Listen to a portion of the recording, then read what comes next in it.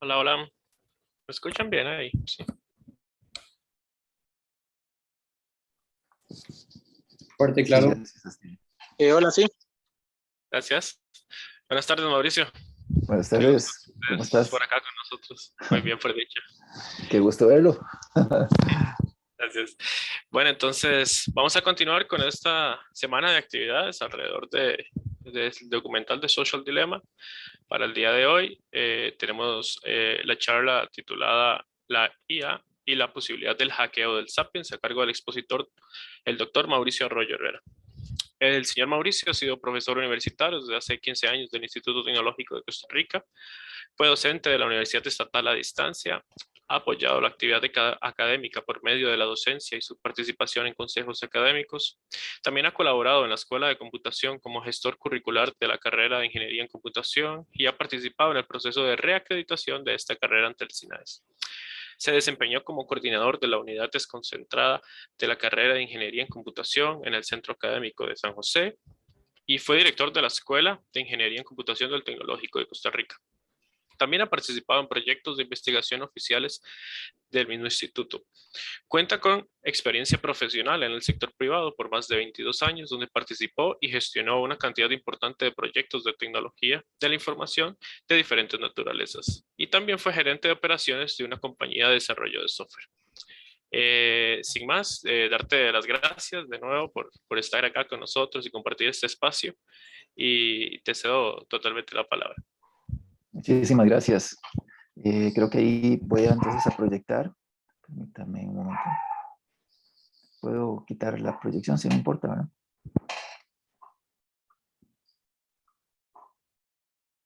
Ok, listo. Bueno, primero de todo, de verdad, muchísimas gracias a todos los que están por acá. Este es un tema que a mí me apasiona muchísimo porque trata un poco de cambiar el esquema de lo que casi siempre hablamos. Algunos estudiantes, tal vez que han sido estudiantes míos de Compu y Sociedad, pues conocen un poco de estos elementos, que es un poco una teoría que está por ahí dando vueltas y que es importante comentar. Sí quisiera hacer como un disclaimer, ¿verdad?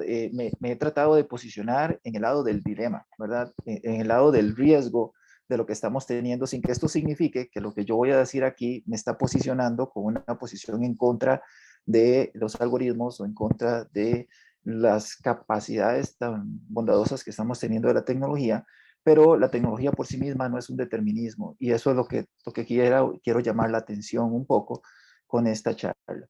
Entonces, a pesar de que tal vez me van a escuchar bajo una perspectiva un poco que parece negativa hacia lo que estamos viviendo hoy, no significa que no tenga también el pie puesto en el otro lado, lo cual también me apasiona muchísimo, me gusta muchísimo.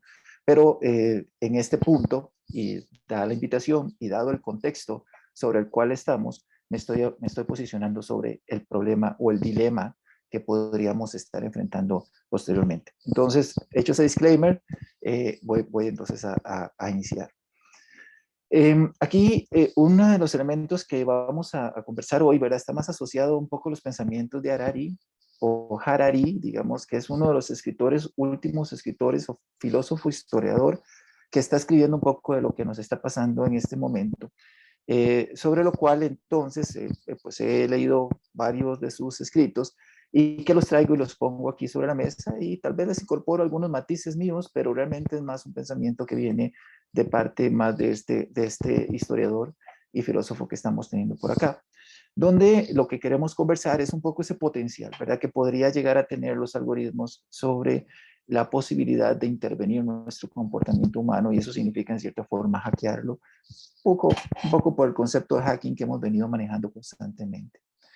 Bueno, ¿qué es? La primera parte de esto que quiero enfocar la charla está asociado a lo que significa la revolución cognitiva de Sapiens.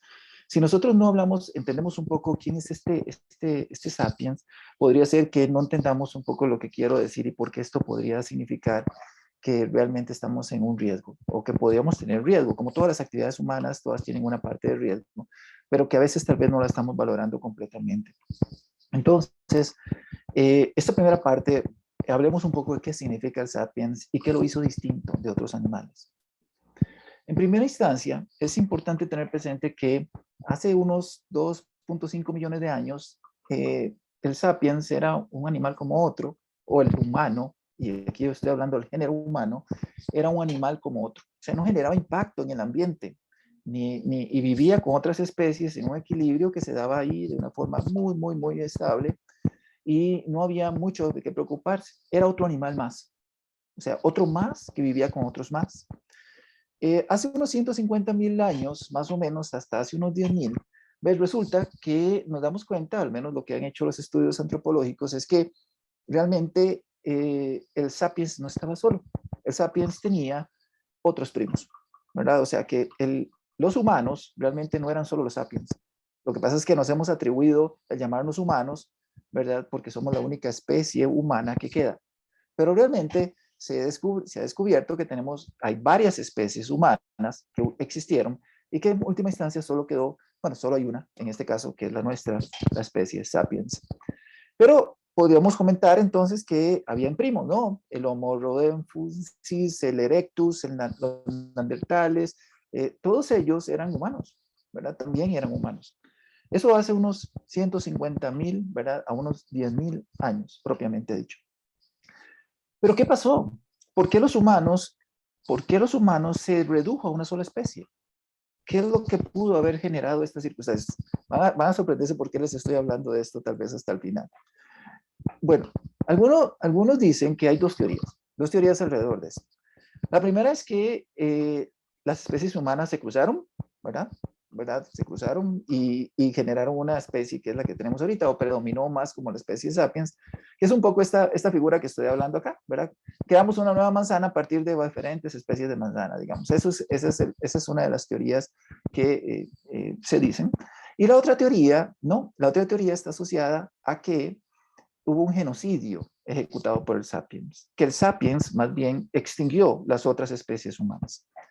La teoría que tiende más a pensarse que fue la correcta es que nosotros, nuestra especie, ¿verdad? En algún momento realmente mató a las otras especies humanas, pero también algunos dicen que hubo un poco de las dos, aunque la del genocidio es la más fuerte, aunque tal vez sí hubo algún tipo de cruce entre especies humanas. Así como esto no es nada extraño, porque así como hemos visto en el reino animal, que pues existen diferentes felinos y son un género y podemos encontrar diferentes especies de felinos. Entonces, igual teníamos el género humano y teníamos diferentes especies humanas. Pero, entonces, ¿qué pasó? ¿Por qué el Sapiens pudo llegar a tener este nivel de poderío? Cuando se sabe que el Neandertal, por ejemplo, era más fuerte, más alto, más poderoso en términos físicos o biológicos.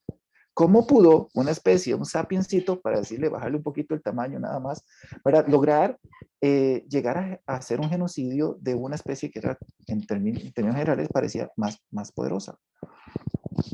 Y es que aquí es donde empieza a darse un detalle muy interesante, que somos lo que somos hoy.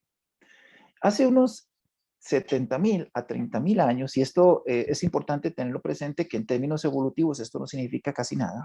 O sea, en términos de biología, esto no significa, es un abrir y cerrar de ojos. O sea, nuestra especie, para que llegara a concretarse, como dije al principio, al principio el humano apareció hace 2,5 millones de años. Estamos hablando de 30.000 años, no es nada. Evolutivamente es muy poco. Pues hace 30.000 años, digamos, o 70.000 a 30.000 años, el Homo sapiens, o parece, ¿verdad? Este sapiens, ¿verdad? Ya estamos hablando de este empieza y da un brinco. Ocurre algo distinto. La biología le dota de algo, y es la capacidad cognitiva. En esta capacidad cognitiva, ¿verdad? Que el autor Harari le llama como la revolución cognitiva, el sapiens, y creo que esto no es nada extraño para nosotros, aprende, memoriza y se comunica de una forma compleja. Pero esta circunstancia, digamos, no podemos decir que las demás especies no hicieran eso. Algunas especies más que otras, pero las demás especies también, pues algunas aprendían, algunas memorizaban, y algunas también tenían comunicaciones, pero no de la forma compleja que llegó a tener el sapiens. Y esto le permitió al sapiens, de una forma interesante, es que a diferencia de otras especies, le permitió colaborar en forma flexible y masiva. Aspecto, digamos, que no teníamos, o que las demás especies no necesariamente lo hacían. Voy a explicar un poquito más para que entiendan la diferencia. Y esto es muy relevante para la discursiva que voy a tener al final de la charla. Resulta que yo puedo tener especies, en este momento las tenemos, ¿no? Especies que pues pueden colaborar en forma flexible. Los gorilas, los chimpancés hacen eso, ¿verdad? Ellos viven en una forma social y generalmente pueden colaborar en una forma muy flexible, pero no pueden hacerlo en forma masiva. Cuando estas manadas empiezan a ser muy grandes, se friccionan o se parten y hacen otras manadas, pero no tienen la posibilidad de colaborar en forma masiva. Pero por otro lado, podemos encontrar también en el reino animal especies que pueden colaborar en forma masiva, pero no flexible. Las hormigas. O sea, ¿cuántas cantidades de hormigas hay o abejas hay en un enjambre o hay en un nido de hormigas que pueden trabajar y colaborar en una forma masiva? Y son miles y cientos de miles en algunos casos, pero es completamente rígido. O sea, la hormiga no puede cambiar su patrón. Muchos de esos elementos que podemos decir que cuando decimos que podemos colaborar de una forma u otra, está dado por y una especie u otra, está dado por la capacidad que la biología o la evolución le ha llegado a dar. Biológicamente, la evolución en miles de años, millones de años, ha llegado a concretar ciertas capacidades que las especies van teniendo. Pues en particular en el Sapiens, ¿verdad? Ha llegado a poder hacerlo de esta forma. Entonces, acá una de las características interesantes que le pasa al Sapiens es que al final se sale, voy a correr aquí un poquitito de cosas que me están estorbando. Al final, lo que le pasa al Sapiens es que se sale de la jaula que impone las capacidades biológicas. O sea, al darle esta circunstancia, ya el Sapiens no necesita de lo que la biología le otorga para poder hacer cosas mucho más allá de sus capacidades biológicas. Entonces, dejó de ser la evolución necesaria para poseer capacidades o para poder hacer cosas. Y en este punto aparece algo súper interesante, que se llama la ficción. En ese punto, el Sapiens logra, por la capacidad cognitiva que tuvo, la posibilidad de transmitir información, ¿verdad?, sobre las cosas que no existen en absoluto y creer en ellas. O sea, empezó a poder pensar en el futuro. Las demás especies no lo pueden hacer. Entonces, al poder pensar en el futuro, le permite entonces imaginar cosas y en forma colectiva. Aspecto interesante, porque entonces si yo puedo imaginarme ya puedo yo imaginarme el futuro, ya puedo tener ficción, porque mi forma de pensar es más compleja, mi forma de comunicarme es mucho más compleja, puedo dar más detalles, no solo pegar un grito, por ejemplo, como otras especies tal vez lo harían, me permite y aparece un gran poder en la especie. Por eso está ese dibujillo ahí, ¿verdad? O sea, yo ya puedo imaginar, ¿verdad? Crear ficciones que efectivamente otros también podrían creer. Y si pueden creer, entonces podríamos ponernos de acuerdo y colaborar. Y colaborar en una forma flexible y además masiva, porque los demás creen también en la ficción que esto significa. Pero tenía una cosa importante también que se dio en esto, es que entonces los relatos tienen que tener una característica importante. O sea, esas ficciones, ¿verdad?, en la cual se creía, tenía que tener una característica importante, que es que deberían ser creíbles, ¿verdad? Y de ahí aparecen entonces los constructos sociales. Y aquí quiero centrarme un toquecito para que vean que aquí estoy llegando a un poco las palabras que hemos venido hablando en este ciclo de charlas que estamos hablando. En el momento en que existan relatos, mitos o chismes, ¿verdad?, que sean creíbles, el Sapiens logra colaborar en forma flexible y masiva. Y entonces crea realidades imaginadas, ¿verdad? O sea, es como contradictorio, ¿verdad? Entonces ya se imagina cosas. Y aquí, desde este momento en que el Sapiens hace 30.000 años empezó a tener estas formas de esta revolución cognitiva, empezó a crear esas realidades imaginadas. Y aún así las vivimos. No sé, todos nosotros creemos en un mito, el dinero. ¿El dinero existe? No. Es más, ahora existe menos. Ni siquiera está físicamente. Esa es una realidad imaginada. O también creemos ahorita, por ejemplo, en cosas como las leyes o la creación de una sociedad anónima. Una sociedad anónima es una realidad imaginada, que tenemos abogados que nos ayudan o entre comillas, ¿verdad? Nos hacen el pase para poder llegar a considerar usar las sociedades anónimas. Por ejemplo, esas son esas realidades imaginadas. Y es que también hay que tener presente que esto que estoy hablando ahorita, aunque parezca muy lejano, hace 30.000 años, ¿verdad? Que es lo que les estoy diciendo. Como les dije hace un rato, en términos evolutivos no es nada. Se dice que incluso si hoy yo tomara una máquina del tiempo y me devolviera 30.000 años, yo podría aprender el idioma de las tribus, de los sapiens que estaban en ese momento, y viceversa. O sea, podría aprender su cultura, podría trabajar con ellos y podría incluso comunicarme. Porque biológicamente no somos diferentes. Somos casi iguales. No ha variado mucho en esa parte. Claro, eso lo digo porque nosotros podemos estar imaginando que eso fue hace 30.000 años. Y no, estamos hablando casi, biológicamente estamos hablando de una realidad muy similar. Entonces, dado que con la ficción, ¿verdad? Se pudo construir o hacer constructos sociales, entonces podríamos decir que la conducta humana o del sapiens, ¿verdad? De ahora le llamamos conducta humana, pero se refiere a este señor, a este sapiencito, ¿verdad? Se basa en mitos. Y entonces la conducta humana puede ser alterada. ¿Cómo puede ser alterada la conducta humana? En el momento en que yo pueda alterar los mitos, alterar el relato, y que ese relato y ese mito sea creíble. En ese punto, podríamos pensar que nuestro comportamiento va a variar. Y así ha sido la historia, más o menos. Claro, con mitos, relatos que son construidos por personas o por gente que en un momento tienen adeptos y que siguen. Entonces, en resumen, ¿qué tenemos? Que desde la revolución cognitiva, los sapiens han sido capaces de cambiar el comportamiento, ¿verdad? Y transmitir nuevos conocimientos o comportamientos sin necesidad del cambio genético ni el ambiental. Esto es, empezó a tener poder a partir del relato. O sea, y eso es importante tenerlo presente. Y tiene que ver también con la conciencia, que podríamos decir que la conciencia es la capacidad abierta que tenemos, ¿verdad? Para representar sus propias representaciones o nuestras propias representaciones. Noten aquí que otra vez volvemos a hablar del mito, volvemos a hablar de la ficción, representar algo, es imaginarse algo. La conciencia tiene que ver con eso. ¿Verdad? La capacidad abierta de representar sus propias representaciones y de reflejar sus propias reflexiones. Y por tanto, a partir de eso, sentir miedo, tristeza, amor. Sentimientos que generalmente los hemos dotado solamente para nosotros, como si diciendo que son muy propios del humano y no de las máquinas.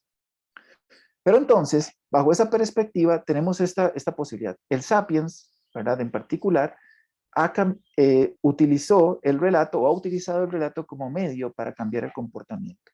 Y así lo ha venido haciendo.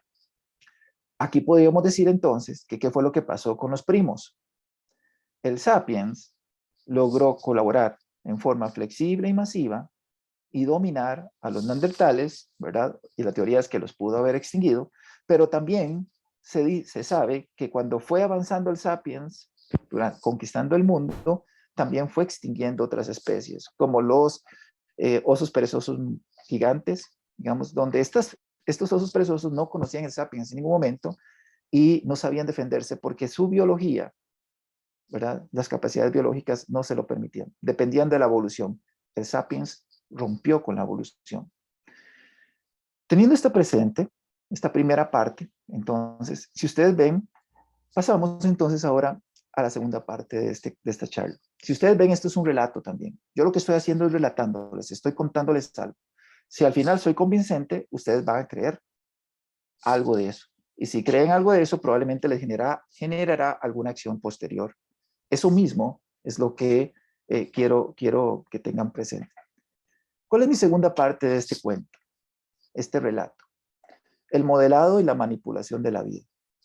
Si podemos verlo así, lo que estoy diciendo es, la primera parte se refiere a lo que somos como especie un poco, entenderla como especie porque no ha cambiado. 30.000 años es un abrir y cerrar de ojos en la evolución. Somos ese mismo Señor, ¿ok? Pero ¿qué se refiere entonces con el modelado de la vida?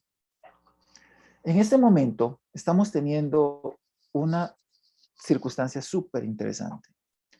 La naturaleza de la transformación digital que estamos teniendo ahorita no nos la habíamos imaginado antes. Y es que está sucediendo cosas súper interesantes. La biotecnología, la parte cognoscitiva, la nanotecnología y la infotecnología, que es un poco donde generalmente están los computólogos, se están intrincando, ¿verdad? De una forma que antes no nos lo imaginábamos. La tecnología por sí misma, ¿verdad? O la tecnología de la información por sí misma está posibilitando el modelo de cosas que antes no nos imaginábamos y está modelando la vida. Está modelando la biología, modelando las neuronas, modelando la química o la nanotecnología. Si ustedes ven, si juntamos estas tres cosas y yo puedo modelar lo que está pasando, pues entonces en cierta forma estoy modelando los genes, las neuronas, los átomos. Y todo eso junto significa que podría modelar, o sea, estoy empezando a tener poderes, gracias a la tecnología, que no tal vez me imaginaba antes. Claro, todo esto ojalá de cara a que yo voy a mejorar mis condiciones. Pero esto está llevándonos entonces a que tenemos datos, que los datos empiezan a ser datos de todo tipo, pero que van asociados principalmente, y en este contexto, a que yo puedo modelar entonces lo que está pasando en la vida. Y esos datos los podemos ver en todo lado. Y si me centro más en el Sapiens, que es el sentido de la charla, entonces ya ahora podríamos decir que tenemos datos que nos pueden decir, por ejemplo, ¿quién soy yo?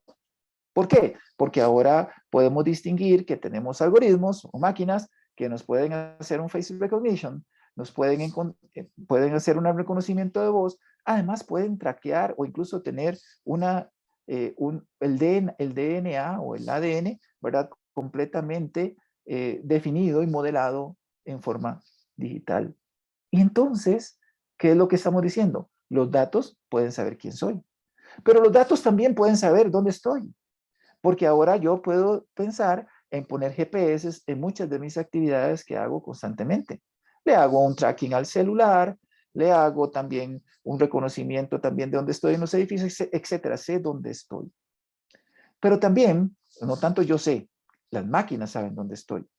Pero también yo puedo pensar que ahora tenemos datos que también pueden decir qué es lo que yo hago, qué actividades yo hago, dónde yo voy a correr. Yo corro, yo paseo, ¿qué es lo que yo hago? Yo estoy respirando. ¿Cuál es mi presión sanguínea?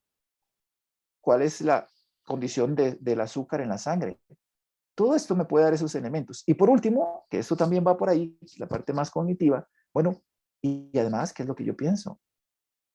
Los datos pueden decirme, ok, ¿cuáles son entonces, no sé, máquinas de búsqueda, o, ¿verdad? Donde podemos decir Google, por ejemplo, o las redes sociales, y vean que aquí me voy más allá de redes sociales, pueden distinguir un poco, pues, qué es lo que yo pienso. Ahora, yo no sé si distinguen que si una máquina o algo sabe dónde yo, quién soy yo, quién es, quién soy yo, dónde yo estoy, qué es lo que yo hago, qué es lo que yo pienso, y esto incluso por qué yo pienso, estoy hablando de las preguntas ónticas del ser humano, que generalmente se hacen. Las preguntas ónticas, el por qué, el cómo, el para qué, podrían ser respondidas por algoritmos. Pero estos datos, y resulta que tenemos la condición de que en forma voluntaria las hemos venido dando. ¿Sí? Le confiamos en forma voluntaria a los algoritmos estos datos. Y cada vez entonces estos algoritmos están entendiendo más nuestras emociones. Y entonces miren lo que pasa. Yo creo que a todos nos pasa esto y posiblemente no podemos decir que no es así. Le confiamos a Facebook, a Instagram, que es nuevo. Le confiamos a Google Search, a la máquina de Google, que es la verdad. O a Google Maps y a Waze, dónde ir. O a Netflix, qué ver. O a Amazon, qué comprar. O sea, hemos llegado a ver esta circunstancia, ¿verdad? Donde entonces esta confianza que tenemos en los algoritmos, que nos sentimos cómodos, tal vez incluso con eso. Porque aquí yo creo que todos, incluso podemos usar un ejemplo, y lo podemos tener claro. Waze, por ejemplo, si estamos muy acostumbrados a usarlo, probablemente ya poco lo cuestionamos. Por donde diga Waze que hay que ir. No pensar en que no le voy a hacer caso puede ser una tontería. incluso a veces, ¿verdad? Ya nos cuestionamos cuestionamos más si mi decisión es buena o si que la decisión de Waze. Entonces, estamos llenándonos de datos, ¿verdad? Pero también esto está haciendo que esta configuración de estos datos nos está llevando que efectivamente, que es la tendencia que tenemos ahorita, y que la vemos un poco en el contexto del social dilemma, ¿verdad? Que es que la tendencia es el uso de los datos entonces por las máquinas. Esa es la tendencia que estamos teniendo ahorita. ¿Para qué? Para detectar lo que la gente piensa, sus emociones o comportamientos y entender por qué. Y esto es súper importante, el por qué esos comportamientos o esas emociones. Eso por un lado. Entonces tenemos datos, ¿verdad? La información, la parte de la tecnología de la información, que están pudiendo ser utilizados y además recabados en una forma como nunca antes. Pero también está pasando otra cosa. Estamos entendiendo nuestra biología, los genes y la química, que antes no la entendíamos tan debajo de la piel como ahora. ¿En qué sentido? Que ahora resulta que desde el punto de vista biológico podemos decir que el enojo, el miedo, y estos ya son aspectos que se han descubierto, o la depresión son fenómenos bioquímicos, al igual que las enfermedades. O sea, todos sabemos, ¿verdad?, que una enfermedad es un problema bioquímico. De hecho, cuando tomamos medicina, ¿verdad? Estamos haciendo efectivamente una inferencia precisamente a ver cómo resolvemos los problemas bioquímicos que se están dando en el cuerpo. Entonces, lo que se ha visto es que sí se puede diagnosticar, si a la final yo puedo diagnosticar la gripe, también se podría diagnosticar el miedo. ¿Y por qué el miedo? Porque resulta que también se ha distinguido en la parte de la neurociencia que el miedo o las emociones también responden a un mecanismo bioquímico. Esto nos pone en otro plano. ¿Por qué? Porque al final entonces las emociones son mecanismos bioquímicos para calcular rápidamente probabilidades de supervivencia y reproducción. Y esto, no, uno diría, pero yo ya no tengo que preocuparme por sobrevivir a que me coma un león. No, sí, claro que te sigues preocupando por la sobrevivencia al estrés, la sobrevivencia a que el trabajo esté bien, que no me vayan a despedir. Esas mismas sensaciones, ¿verdad?, van a seguir existiendo. Y entonces voy a tener miedo en algún momento. Entonces, ¿qué es interesante acá? Yo no sé si ven, si al final las emociones son mecanismos bioquímicos para cálculos rápidos de probabilidades por las neuronas que tenemos, que eso está en la biología, podríamos decir que lo que tenemos son reconocimientos de patrones recurrentes. Entonces, la capacidad computacional que tenemos ahorita, que es tan poderosa, ¿verdad?, que tenemos ahora más poder computacional cada vez, incluso si podemos luego agregarle las computadoras cuánticas y la tecnología computacional más sofisticada que tenemos ahorita, con la inteligencia artificial, manejo de grandes volúmenes de datos para manejar todos los datos, efectivamente nos está llevando a esta revolución de la IA, ¿verdad? Donde aquí quisiera destacar algo. La IA no la debemos entender bajo la perspectiva que estoy diciendo en esta charla como un asunto meramente de ciencia de la computación. No podemos supeditar la IA solamente a ver que las computadoras son más poderosas, rápidas o inteligentes. Que eso es cierto.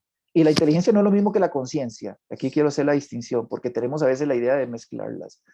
Sino que resulta que viene esta IA que está ocurriendo hoy, en esta década, digamos, que podríamos decir, o incluso 2 décadas tal vez, esta IA que está haciendo la revolución, ¿verdad?, con esta computación continua, ¿verdad?, viene debajo del brazo con un bollo de pan. Y es que la adoran, la gente la adora. Antes los elementos computacionales no eran tan adorables por otras disciplinas. Otras disciplinas empiezan a impulsar la IA por sí mismas. Antes no. Antes muchos de los elementos computacionales quedaban sobre una computación y se usaban, sí, pero no tanto de que otros la impulsaran a tal punto hasta querer de aprenderlas, ¿verdad? Sino que entonces se impulsa también por el descubrimiento de la ciencia de la vida. Lo que decía hace un rato, esta transformación digital que está haciendo esa confluencia del nano, del cogno, del bio y del info, está impulsando por sí mismo esta capacidad que no teníamos idea, digamos, de que iba a ser tan impulsada. Entonces, teniendo esas capacidades, si logramos identificar con más precisión, todavía cada vez más, y además que cada vez lo hacemos más rápido porque la misma IA sirve para hacer más estas identificaciones de patrones, Y si eso logra hacer que seamos más precisos en esa identificación de esos mecanismos bioquímicos que subyacen, que están detrás, que están debajo de las emociones y las elecciones humanas o del sapiens, mejor serán las computadoras en el entendimiento y la intervención del comportamiento humano. Y cuando hablo aquí de la intervención, es exactamente eso. Intervenir el comportamiento humano. Si yo decidí, yo decidí hacerle caso a Waze, en cierta forma, yo tuve una sugerencia de Waze. Y por tanto, intervino mi comportamiento. O sea, no puedo decir que no lo intervino. Si no hubiera tenido Waze, hubiera tomado otro camino o tal vez hubiera ido a lo que podía ver en 10 metros de distancia de la calle. Pero lo cierto del caso es que tuvo una intervención. Positiva, claro, positivísima, porque llegué mejor al otro lado y mejoró mi condición de vida, digamos, podríamos decirlo, en ese contexto. Sin embargo, hubo intervención. No podemos pensar que no, porque intervención pueden haber intervenciones e intervenciones. Entonces, Harari dice, y esto lo tomé de un video que él hizo, que estamos en este momento como en una fórmula que puede ser peligrosa, que es que tenemos un gran conocimiento biológico en este momento, lo cual nos hace modelar nuestros diseños biológicos. O sea, ya puede modelar mi cuerpo humano, ya se puede modelar mi ADN, y si yo modelo mi ADN y lo puedo digitalizar, lo puedo diseñar. ¿Por qué no? Voy a cambiar, voy a quitar este gen de aquí, poner este otro gen, y ahora entonces voy a crear un nuevo ser humano. Totalmente no es un hacking eso. No podría estar cambiando algo de eso. Pero bueno, tenemos este conocimiento biológico tan fuerte, con un que también es fuerte, y datos. Y lo que dice él es que entonces B por C por D es igual a la habilidad para poder hackear humanos. Y en ese punto, ¿verdad?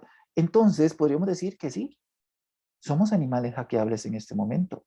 Porque ya no es un asunto de que yo puedo cambiar o usar la tecnología, o al menos usar el poder computacional en algún momento, para algo que era hacer cosas fuera del ser humano, sino que ahora yo puedo intervenirlo adentro, no afuera, como pasaba con muchas de las revoluciones tecnológicas que hemos tenido. Entonces, significa, ¿verdad?, que cuando yo hablo de hackear, es que existe un algoritmo o algoritmos que pueden entenderte con muchísimo más precisión que usted mismo. Ese algoritmo puede entender tu cuerpo más que vos. Puede entender que tienes células cancerígenas. Usted no lo sabe. Puede entender que tu presión está creciendo o está mal y usted no lo sabe. Te conoce más que vos. Conoce tu vida, conoce tus pensamientos e incluso muchas veces conoce cuáles van a ser tus decisiones a futuro. Más que vos. Y por tanto, es lo que va a pasar. Puede predecir tus decisiones, manipular tus deseos y tomar decisión en su lugar. Esto es lo que puede significar.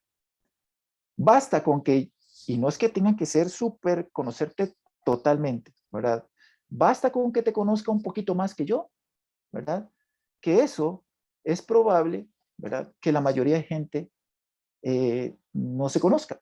Y aquí hay un detalle interesante, y es que nosotros, la mayoría de nosotros, vivimos en un mundo muy alienado, ¿verdad? Muy alienado. O sea, nos preocupamos por nuestras formaciones en una forma vertical, por nuestras carreras en una forma vertical. Poco sabemos quiénes somos muchas veces. Y algunas veces no porque no meditemos o sepamos por dónde va, porque poco pensamos a veces en nosotros, eso lo ha generado un poco nuestro estrés, nuestra sociedad de hoy, etcétera. Pero también lo que puede darse en alguna medida es que tampoco es tan posible que yo me conozca. Pero si hay un algoritmo que puede conocerme mejor, podría tener la capacidad o al menos el potencial para hacerme o manipularme en alguna cosa. Y entonces, yo no sé si logran distinguir esto. Si el sapiens se ha movido todo el tiempo desde la revolución cognitiva por el mito, por el mito, por el relato, ¿qué pasa si un algoritmo genera un relato creíble y convincente? Va a hacer que mi comportamiento cambie. Si ese comportamiento es bueno, o sea, si esa manipulación o si podremos decir, ese relato es bueno, Y puede ser que mi comportamiento cambia en buena lid, pero ¿cómo sé que es en buena lid? ¿Cómo sé si ese comportamiento que estoy haciendo es el correcto? Porque claro, ¿qué es lo que está pasando? Resulta que este algoritmo conoce mi bioquímica, o al menos mi face recognition que me hizo, y eso me vio bravo, en un caso más sencillo, y resulta que con eso pudo sugerirme cosas. Pero ¿eso qué hizo? Al final hacer compatible su sugerencia con mi perspectiva, lo cual significa que podemos decir hizo compatible, ¿verdad?, el relato. Al hacerlo compatible, puede manipular. Y entonces, ¿qué podemos decir si detrás de esto, ¿verdad? Uno puede pensar que lo que hubo fue un libre albedrío. ¿Qué pasa con el libre albedrío entonces? ¿Será entonces que también es manipulable y yo no me doy cuenta? ¿O será que efectivamente cuando decimos, o que la neurociencia dice ahorita, que muchos de nuestras acciones, comportamientos, decisiones son más un asunto de una suerte de algoritmos bioquímicos que aprendieron a partir de patrones de vida, que conectaron neuronas y a partir de ahí decide? Entonces, aquí estoy filosofando un poco, ¿verdad? Pero ¿qué pasa si efectivamente podemos intervenir? Que eso tal vez no pasa todavía, pero directamente el algoritmo que se escribe, que tenemos dentro. Entonces, este libre albedrío puede ser manipulado. O sea, se puede decir. Y entonces, la manipulación de la vida es posible. Y no solamente en términos de lo que yo tomo de decisión o lo que yo hago para tomar una decisión, sino que yo ya puedo manipular muchas cosas. Mis genes, mis neuronas, ¿verdad? Bueno, muchas cosas.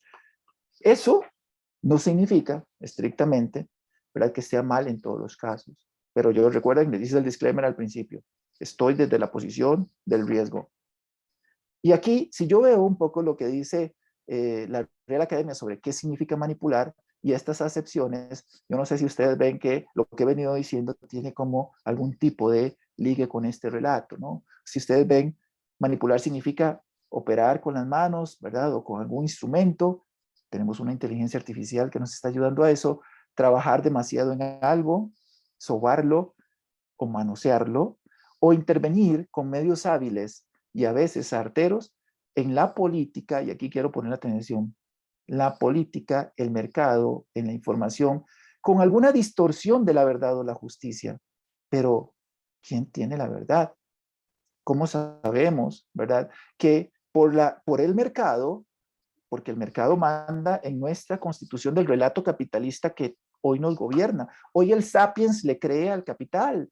Ahora, yo no estoy diciendo que estoy en contra del capital, tampoco entiendan eso, recuerdan, estoy desde la posición del riesgo. El asunto es que si el capital es el relato que creemos, es una ficción, ¿verdad? Es una ficción que nos organizó, que nos hace a todo el mundo a colaborar. Si eso está por ahí, el mercado está por ahí, y eso podría distorsionar la verdad o la justicia, esto podría ser efectivamente un aspecto que debemos de ponerle atención. Entonces, ¿qué pasa? Surge el cuestionamiento. Si esta tecnología, esta poderosa que tenemos hoy, se hace necesaria para la producción, ojo, cuando digo para la producción es para el mercado, para los agentes económicos, para poder vender más, para poder mercadear o para poder producir, depende, ¿verdad?, de las diferentes cosas. Estamos hablando de eso, que es lo que nos mueve hoy. Y esta colecta datos, ¿podemos escondernos de los algoritmos? Más si en algún momento esto tiene que ver con que los datos que tienen que colectar son datos de Sapiens. Aquí quiero hacer como un poco la salvedad, porque uno puede decir que yo uso este poder computacional para leer datos o traer datos, por ejemplo, de las máquinas de producción de una compañía para predecir las fallas de las máquinas. Bueno, ahí ya no podría hablar de hacking, pues estoy hablando de máquinas donde yo quiero predecir sus fallas y con eso poder ser más preciso en el mantenimiento predictivo de las máquinas. Pero, ¿será entonces, cuando yo digo eso, que nos estamos viendo como máquinas? Donde también entonces yo, sapiens, ser humano, me veo como una máquina, al igual que la máquina de producción X, para poder saber cuándo tiene fallas, o corregírselas, o intervenirlas. ¿Nos estamos poniendo al mismo lado? ¿Es igual máquinas? ¿Es igual humanos? Desde esa perspectiva. Y es que estos algoritmos podrían entonces estar, ¿verdad?, al servicio ya sea de una corporación o un gobierno. Noten que expongo los dos lados de la moneda. De nuevo, no entiendan que no creo en el gobierno, o sea, el Estado pienso que es lo que tenemos ahorita y esa es la ficción también que tenemos, pero el asunto, ¿verdad?, es que ahorita hasta veo más peligro en las corporaciones. O sea, una corporación, un gobierno, y entonces tal vez vos no sabrás bien quién sos, pero el gobierno sí, o una corporación sí lo sabrá. Y eso hará que en algún momento usted vote por él, por este de acá, o vote por este otro. O que eso sea el elemento para que al final decidas irte a tomarte una Pepsi o tomarte una Coca-Cola. ¿En qué estamos? En estas circunstancias, ¿verdad? Uno dice, bueno, hay que poner atención. Hay algo más aquí. Y entonces, ¿cuál es la tercera parte de la charla? ¿Cuáles son esas potenciales implicaciones en nuestra sociedad? ¿Qué es lo que podría significar entonces ir más allá?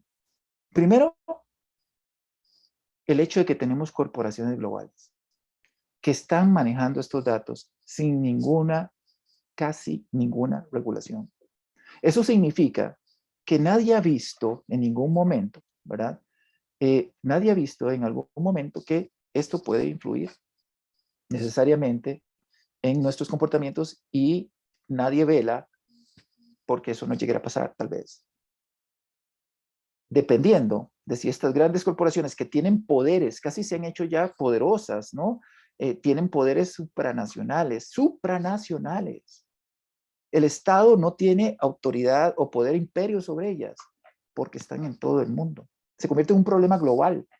El Estado-nación no lo resuelve.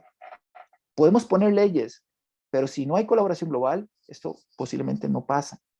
¿Qué hay que hacer? Pero tampoco sabemos qué hay que hacer.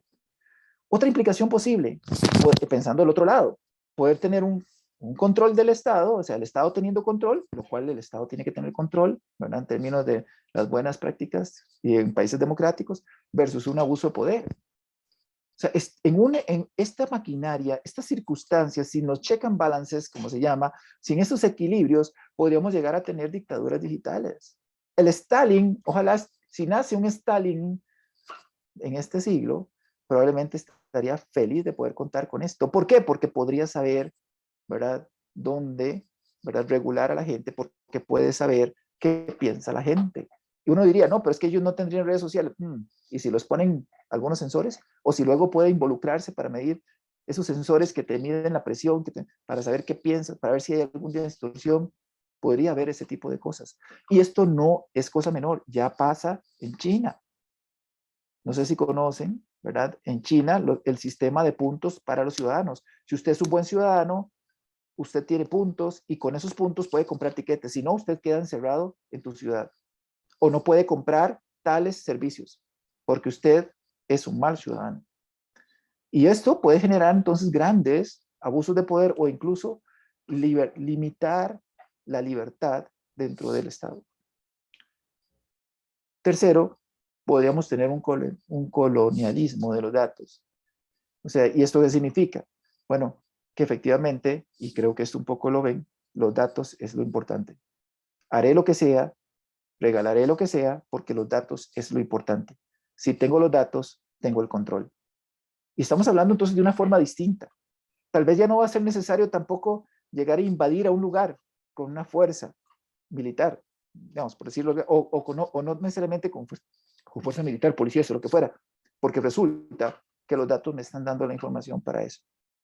Entonces, ¿cuál es la deuda que tenemos hoy con respecto a esta perspectiva?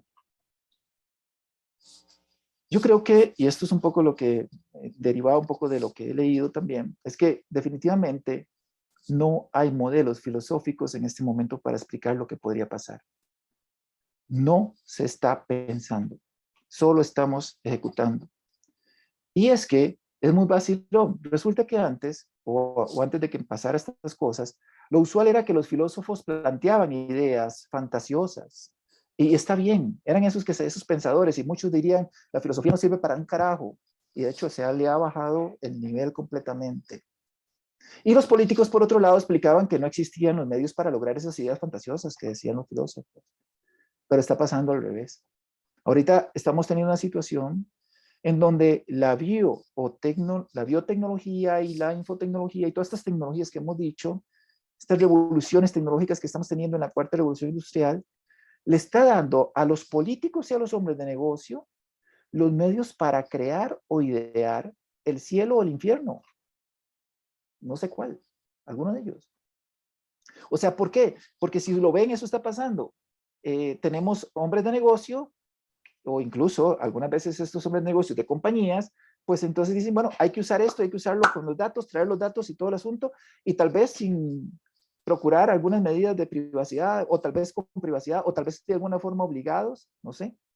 Y al final, poder concretar acciones de cosas que van a surgir con muchas consecuencias, pero que nadie las pensó, que ni los sociólogos, ni los políticos, ni los filósofos están pensando que podría llegar a pasar. Y entonces tenemos esa circunstancia. El poder en manos, digamos, de personas que no necesariamente piensan en el futuro, solo se mueven por la lógica del mercado. Y esos hombres de negocio muchas veces, ¿verdad? O políticos, van a actuar en una forma inmediata, ¿no? Porque así es como funciona. Y van a actuar en forma inmediata. Van a tomar decisiones y no importa a quién se lleven, si al final eso pueda generar la lógica del mercado que yo espero, o los intereses políticos que yo espero. Y detrás de eso, adivinen quiénes están. Nosotros, ingenieros, científicos, generando, produciendo lo necesario para el cielo o el infierno que se están imaginando. Y no nos damos cuenta, muchas veces en una forma alienada. Y por otro lado, como decía los filósofos, la filosofía está en bancarrota. No hay filósofos en este momento. No hay nadie, son pocos los que están pensando en términos de posibilidades, no porque sean profetas, no lo son, ¿verdad? Pero que tengan la posibilidad de decir, ok, ellos están teniendo a veces más bien el problema de que no están pudiendo conceptualizar cómo pueden ser ese nuevo cielo o ese nuevo infierno que se pueda llegar. Porque el relato es complejo de entender.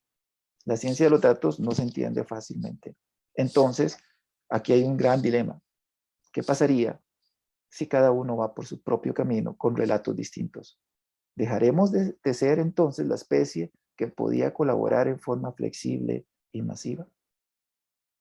Tenemos mucho que hacer.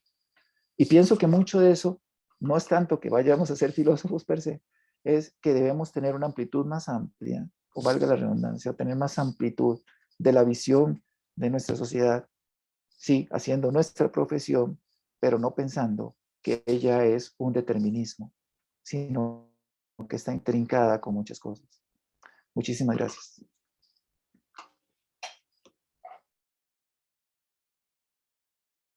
Muchas gracias, Mauricio. Estuvo muy profundo, realmente muy interesante.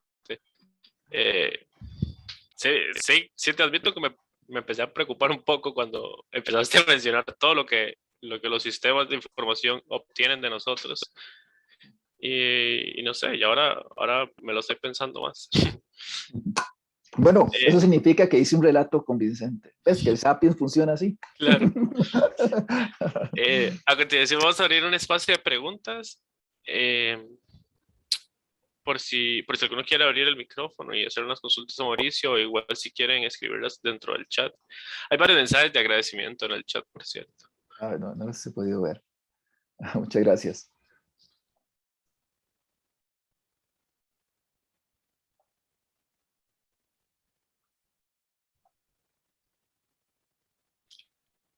Veamos si alguien quiere abrir el micrófono o levantar la mano para hacer alguna consulta. Si no, mientras tanto, Mauricio, te quería hacer una consulta.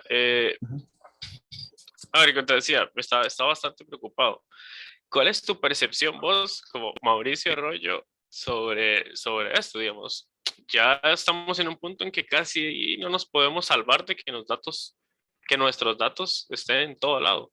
Uh ¿Qué -huh. podemos hacer y no sé, para tratar de no formar parte de esto, no en un sistema de producción, sino como nosotros como, y no sé, consumidores de plataformas o cosas así. Ujú.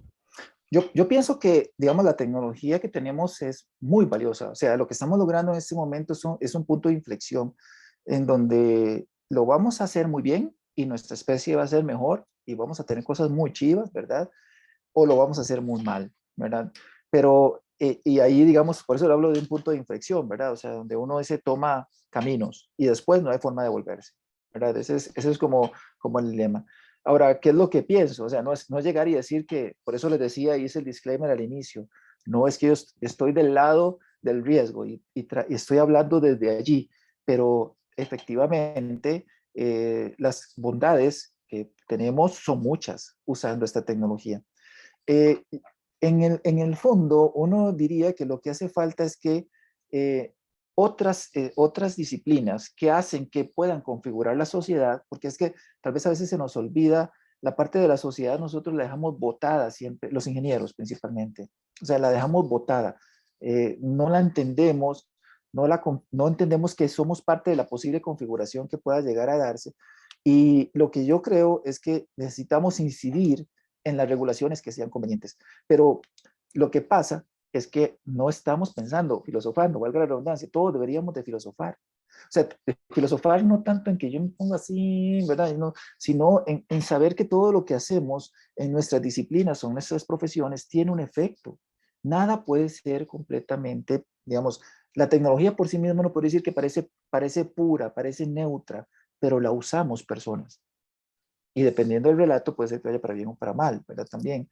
Entonces, lo que yo pienso es que lo que tenemos que hacer es pensar y tratar de incidir, ¿verdad? Positivamente en las regulaciones o en las formas en que lo que tenemos que hacer. Podría ser que en esas discusiones se decida regular que con respecto a datos personales de personas, digamos, en términos de solo se pueden usar en ciertos contextos y entonces el Estado tiene que aparecer para tutelar esos derechos. Pero entonces faltan derechos.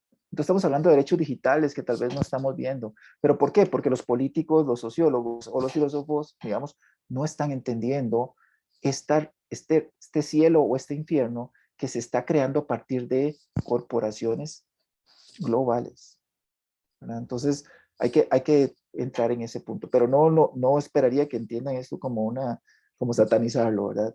Ahora, si bien tenemos que cuidar nuestros datos, ¿verdad? O sea, cuídense dónde ponen datos, qué hacen y qué ponen, ¿ok? Sin embargo, y puede ser que en unos momentos aceptemos dar los datos por el bien de algo o algún objetivo, pero alguien debería estar siempre velando, cuestionando los algoritmos, auditando los algoritmos para saber si al final están dando los resultados adecuados para mantenernos, ¿verdad? Como especie, si es que queremos seguir siendo la especie de hoy. Algunos hablan de que tal vez algunos dicen deberíamos de evolucionar a ser transhumanos y ya no tanto un sapiens con una biología completamente atrofiada. Sí, muchas gracias, Mauricio. Vamos a proceder ahorita con Alejandro, que está levantando la mano, y luego vamos a leer una consulta que hay en el chat. Entonces, Ujú. Alejandro, adelante. Yo tenía una pregunta, bueno, siempre he tenido la pregunta relacionada al tema como que si nosotros como ingenieros o que gente que desarrolla estas tecnologías tenemos una responsabilidad social asociada o a desarrollar productos que controlen y manifiesten la pérdida del libre albedrío, ¿verdad? Y también, ¿qué sucede en los casos donde nosotros no podemos ver la visión completa del efecto de la tecnología que desarrollamos? Es Ujú. decir, como si yo trabajo para una corporación como Facebook y nada más soy una persona que procesa datos, al final yo no sé todos los diferentes fines para lo que lo usan. Entonces, ¿cómo yo puedo asumir una responsabilidad social en ese tipo de casos? Yo pienso que uno no podrá tener la visión completa nunca, ¿verdad? O sea, como decir, ¿cuál es el más si depende si yo estoy en puestos donde no tengo la visión completa de todo lo que la compañía hace? Pero creo que sí es una responsabilidad estarse cuestionando y éticamente lo debe hacer. Cualquier profesión lo debe hacer. Si yo estoy haciendo cosas que benefician o perjudican, ¿verdad?, a la sociedad. Si en algún momento yo percibo circunstancias que me dicen que, y no sé, como el documental propiamente de Social Dilemma, ¿verdad? O sea, donde estas personas se fueron de la compañía porque sintieron un remordimiento ético, ¿no? Podríamos decir. Eso mismo puede pasar.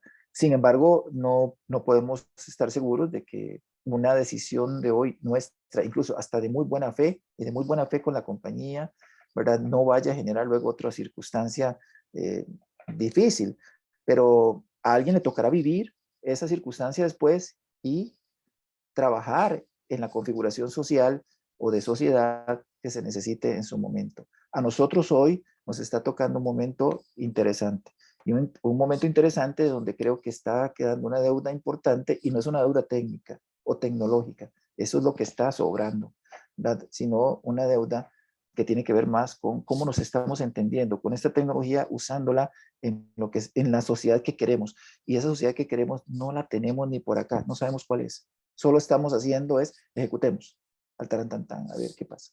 Entonces, ¿quiénes diseñan la sociedad? Tampoco es nosotros que la sociedad se diseña así tan fácil como diseñar un software, ¿verdad? No, pero al fin de cuentas, la sociedad se diseña cuando la política es buena y la democracia puede aparecer. Si esos elementos son malos, probablemente pasan estas cosas. La gente empieza a ser de muchos principios, muy, vamos a ver, líquida en lo que piensa. Hoy piensa de una forma, mañana piensa de otra. Eso hace que el discurso, ese relato que nos puede unir como sociedad, se vaya fragmentando y al fragmentarse empieza a haber tantísima pluralidad, ¿verdad? Que hace que no podamos ponernos de acuerdo. Pero ya estamos hablando de otro problema, no estamos hablando de un problema más político, social tal vez, pero no podemos pensar que estamos ajenos a eso. Y después no sentirnos culpables de si hay algo que pasó, pero yo no lo sabía, o yo no, al menos hice mi esfuerzo por entender por dónde estaba, me sentí bien, éticamente creo que estaba haciendo lo correcto, moralmente también, y pues adelante. Si después pasó otra cosa, no lo viste, no estuvo, no fue tanto, digamos, no hubo un problema moral ahí, no sé si me explico, o ético. Perfecto, Mauricio. Vamos a comenzar con leer las preguntas. Creo que alguien abrió el micrófono. No sé si quieres comentar algo. Hola, buenas tardes. Hola, buenas tardes. Sí, Hola, Samantha. Hola, ¿cómo está? Muy bien, gracias. Qué bueno. Muchísimas gracias por la charla, súper interesante. Muchas Quería, bueno, ahí escribí las preguntas, pero pensé que siempre es agradable cuando alguien abre la cámara y hay cierta interacción, ¿verdad? Sí, por temas de comunicación. Sí. Preguntaba, ¿de qué forma cree que podemos incorporar estos temas en la formación de profesionales en el TEC? Esa era la primera. Que creo que ya estos son avances, ¿verdad? Pero el tema de la ética, de la filosofía, están dejados de lado en nuestra currícula. Y hay algunos pocos cursos, como los seminarios y de nuestra carrera Computación y Sociedad, pero desde mi perspectiva, quedamos cortos ante una responsabilidad tan grande que van a tener los chicos y chicas como profesionales de la computación. Entiendo. Sí, bueno, eso mismo me han dicho algunos estudiantes cuando doy el curso de Compu y Sociedad, ¿verdad? En algunos momentos, que ellos pues han tenido los seminarios, pero los seminarios han sido como silos. Eso no me lo dicen esas palabras, pero lo entendí así, silos. O sea, el seminario tal, muy costarricense, el otro, no sé, ¿verdad? Pero no uno que integre o algo que nos haga integrar, porque la verdad aquí es muy intrincada, hay tanta intrincación de las cosas que si no las veo en una forma holística no voy a sentir esa circunstancia, eso, ¿verdad? Ese sentido de por dónde voy. Yo pienso que tendría que haber algún eje transversal, pero no me lo imagino así como tan fácil. Yo trato en el caso de cuando doy Compu y Sociedad, principalmente por la carrera de computación, pero esto no es ajeno a computación, esto es de todos. Y además la multidisciplinariedad que estamos teniendo es altísima. Ya no solo son los ingenieros en computación o los de computación los que hacen los algoritmos, sino que detrás también tienen que estar los expertos de dominio, ¿verdad? Que están ahí jugando con eso. Y eso hace que al final sean corresponsables también del asunto. La verdad no lo sé tan fuertemente. A veces en algún momento quise hacer un intento. Al final, por el tiempo no lo logré. Quería crear una comunidad de interés que se iba a llamar prospectiva. No, al final no lo concreté, pero donde lo que yo quería era que pudiéramos tener un espacio que cada cierto periodo, cada 15, 22 días, o tal vez cada mes, hiciéramos reuniones para discutir sobre estos temas, pero intrincados con la realidad nacional, intrincados con lo que está pasando, ¿verdad? Porque lo que pasa es eso, nos preocupamos y nos alienamos por ser muy buenos técnicamente, pero olvidamos el resto de cosas. A veces yo le digo a los estudiantes, es como hacían los griegos, ¿no? Que tenían la posibilidad de que eran matemáticos, filósofos, además eran, o sea, ¿y cómo son capaces de hacer eso? Y porque probablemente no tenían los trabajos alienantes que hoy tenemos, ¿verdad? Hoy tenemos trabajos que son de esa forma, ¿verdad? Ahora, ahí podría ser muy interesante pensar en que luego la IA, hoy hablé del lado del riesgo, les dije, ¿verdad? Pero ¿por qué no sería tan interesante si pudiéramos cambiar el modelo en donde tal vez el modelo capitalista cambie un toque y que pudiéramos pensar que la IA más bien nos habilita tiempo para ser humanos, ¿verdad? Porque la IA va a generar más productividad todavía. El Producto Interno Bruto de las naciones va a crecer todavía muchísimo más. Pero ¿qué va a pasar si el capitalismo sigue con la misma perspectiva? Nada más va a explotar, explotar, explotar, ¿verdad? Y mucha gente se va a quedar sin trabajo cuando tal vez podría repartirse el poco que queda, pero no importa, le pago igual, porque la IA da el beneficio, da más ingresos, ¿verdad? Pero bueno, esos son modelos, ese tipo de cosas es interesante poder pensar. No porque tal vez nosotros no somos los políticos, y tal vez alguno de ustedes llegue a ser político, yo qué sé, ¿verdad? Pero el tener esa perspectiva creo que hace la diferencia y por ahí va a empezar. No estrictamente porque tengamos las herramientas para ir a hacer ya el cambio, sino el poder generar el pensamiento, ese modelo filosófico, pensar. Y que Harari también un poco lo expone cuando ve hacia futuro y piensa en trabajos que ya no van a ser necesarios y en que una serie de trabajos que hoy se han desprestigiado podrían volver a tomar relevancia, como lo son las artes, como lo son, sí, la filosofía, incluso el cuidado de personas y animales, que tal vez no está tan bien remunerado hoy actualmente, que somos muy orientados a la ciencia, a los números, pero probablemente de forma orgánica o no tanto, o tal vez con cierta manipulación vamos a retomar esos procesos, ¿verdad? Claro. Pero bueno, esa es una forma, pienso yo, pero no sé. Muchas gracias. Y la otra que tenía, dice, entendiendo de qué forma la exposición de nuestros datos puede hacer que nos manipulen, ¿cómo podemos compartir este conocimiento con personas cercanas a nosotros que tal vez no tengan este aspecto tan claro? Okay. Ahorita estoy haciendo un pequeñito grano de arena, igual con el curso de computación social, que es lo que les digo a los estudiantes, es hacer un pequeño proyecto de extensión, podríamos decir, o de acción social, donde lo que hablamos en el curso vayan y se lo comuniquen a alguien que no está en el curso. Y han habido proyectos muy interesantes. Uno de ellos ha sido, una vez unos chicos hicieron un ejercicio de hacer un algoritmo de IA muy sencillo, usando bibliotecas, ¿verdad? Muy, muy sencillo, a un grupo de primer ingreso que no estaba al principio de la carrera y luego les proyectaron toda la circunstancia más, digamos, de fondo de lo que significa la IA, no desde el punto de vista del algoritmo, sino desde el punto de vista de la implicación social.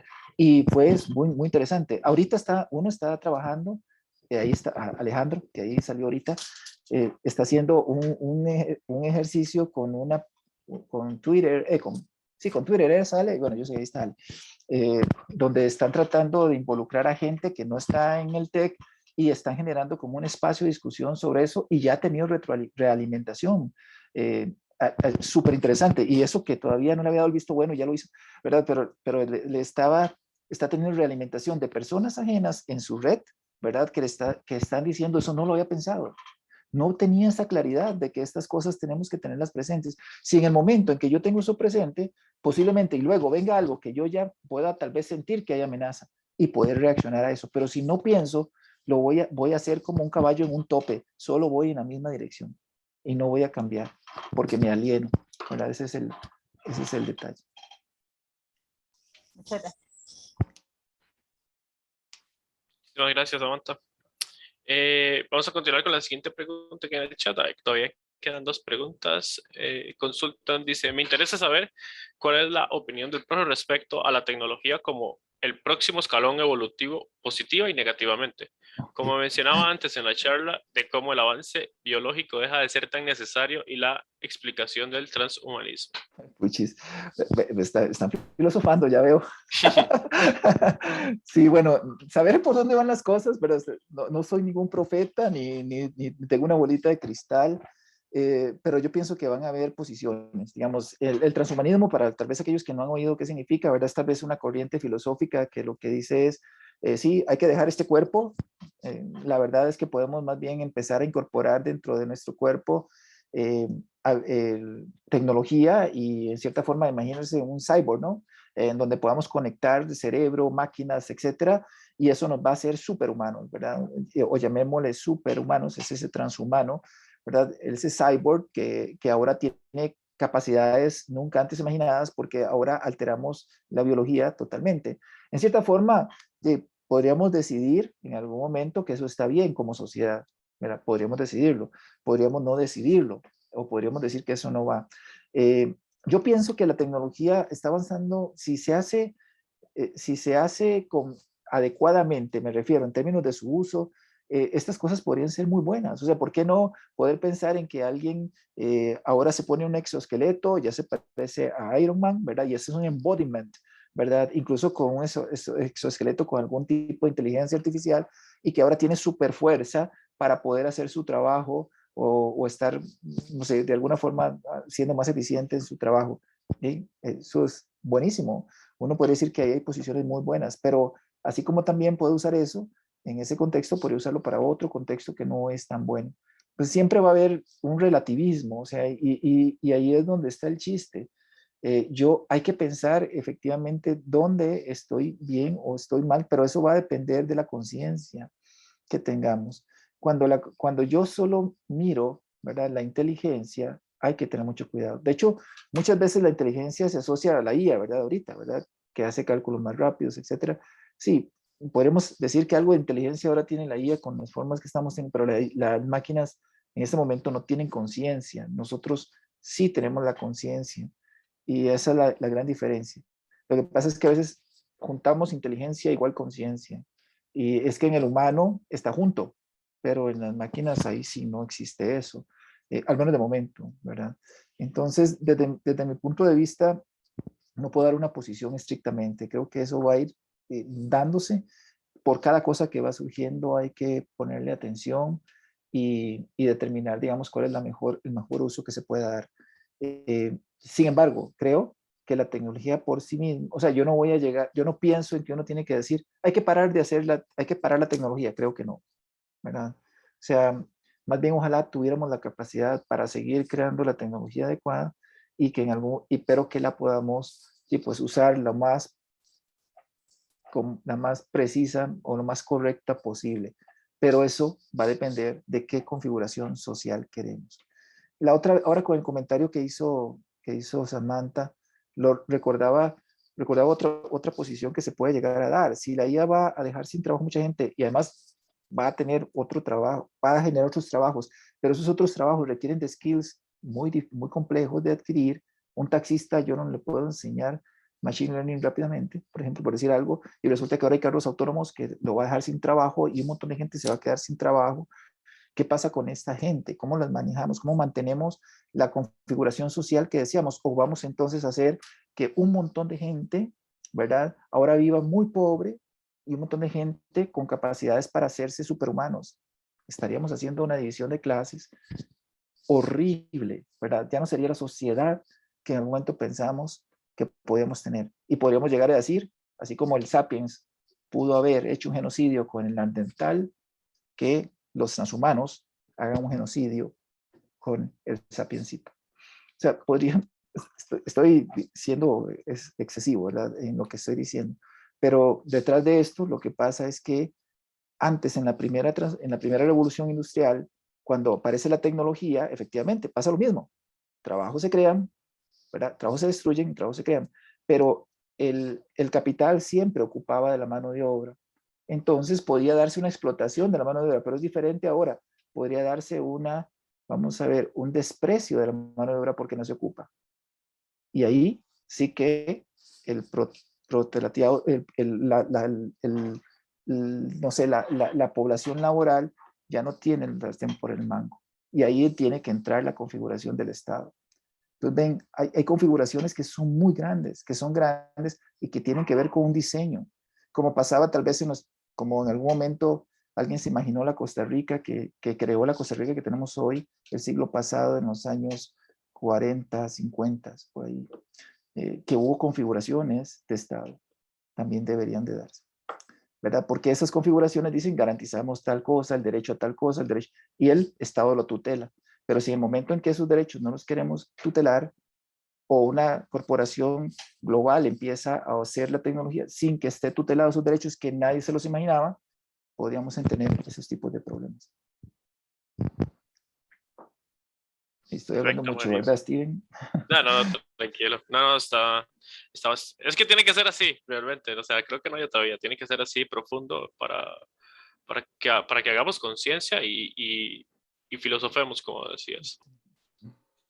Hay una pregunta aquí que creo que ya la respondió Samantha, pero te la voy a leer. Dice, ¿qué bibliografía recomendaría para seguir aprendiendo y generando conciencia sobre este tema? Ok. Bueno, los libros de Harari es uno de los filósofos que en este momento mucha gente lo tacha como muy negativo, pero es importante leer lo negativo también. A veces nosotros creemos que si leemos algo negativo, entonces nos vamos a ser negativos. No, o sea, pero son posiciones que es importante valorar. Él de todas formas, él dice que él él no sabe qué es lo que va a pasar en el futuro, pero que son condiciones que podrían llegar a darse. Él tiene 3 libros, principalmente, son 3. Bueno, Sapiens, que así se llama el primero. Después hay uno que se llama De animales a dioses, porque el ser humano ahorita somos casi como dioses. Y hay otro que se llama 21 lecciones para el siglo XXI. Incluso ese es uno que se puede leer sin ningún inconveniente y tal vez ver un poco sus planteamientos. Son bastante interesantes. Y además, por otro lado, hay un libro que se llama Human Plus Machines. Es un poco la perspectiva de la IA y los arquetipos de trabajo que podrían llegar a existir. Eso también nos puede dar una perspectiva de posiblemente cómo resolver cosas y es una posición más positiva, mucho más positiva, que también puede ser interesante. Pero la verdad, de esto como que haya muchos escritos, no mucho. Sin embargo, también hay algunas asociaciones internacionales que ya están hablando sobre este problema, sin que tengamos estrictamente así como mucho escrito. Yo creo que el detalle aquí es y empezar a buscar información. Vas a encontrar mucha, porque ya ahora tenemos mucho que poder ver videillos o cosas, y es sacar el rato para ir generando criterio. Ahí va surgiendo. Pero digamos, si quiere empezar, yo diría que el planteamiento de Harari es uno muy bueno para empezar y luego de ahí te disparas. Perfecto, buenísimo, muchísimas gracias. He compartido en el canal de Telegram las referencias que compartió Samantha. Muchísimas gracias, Samantha. Entonces, para que las tengan ahí y no perderlas luego en el chat, entonces Okay. las compartí por ahí. Mauricio, muchísimas gracias de verdad por compartir este espacio y traernos esta charla tan interesante. Creo que calzó, digamos, apenas con el tema, o sea, estaba genial realmente. Y bueno, en general agradecerle a todos los expositores porque realmente fueron muy acertados con cada una de las cosas que vimos.